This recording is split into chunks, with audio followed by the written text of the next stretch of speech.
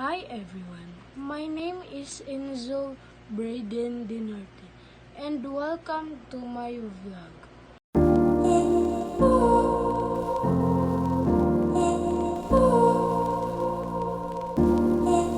Today we're going to talk about something super important in science.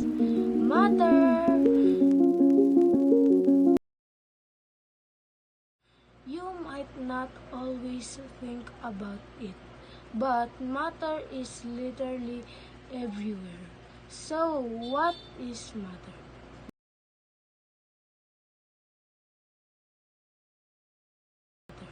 Matter is anything that has mass and takes up space.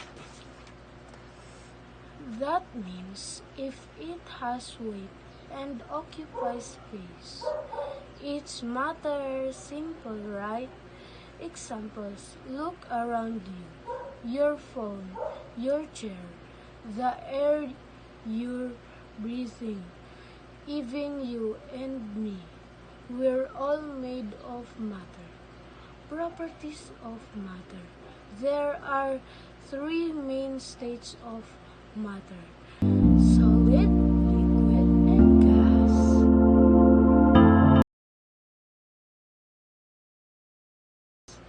Solid have a definite shape and volume. Liquid have a definite volume, but take the space of their container.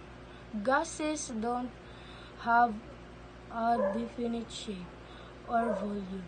They just spread out everywhere. Why is it important? Understanding matter is important because it's the foundation of science, chemistry, physics, even biology. All start with matter. So, the next time you pick up your pen, drink water, or even take a deep breath, remember, you're interacting with matter. Solids to liquids. When you heat some solids, they melt and become liquid. Different materials melt at different temperatures. This is called the melting point. The melting point of water is 0 degrees Celsius. This is when ice, solid water, becomes a liquid. At room temperature, water is a liquid. Butter is a solid at room temperature. If you heat butter, it will melt and become a liquid. Have you ever noticed how a candle melts into a pile of wax when it's burning, but then turns solid again once it cools? It's not magic, it's science. This change is called freezing or solidification, the process where a liquid turns back into a solid. It's a physical change, meaning the wax is still wax, it just changes form depending on the temperature.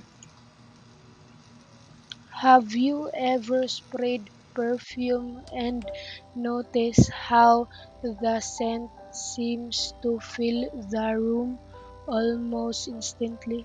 That's because the liquid perfume is evaporating, changing from a liquid to a gas and spreading through the air.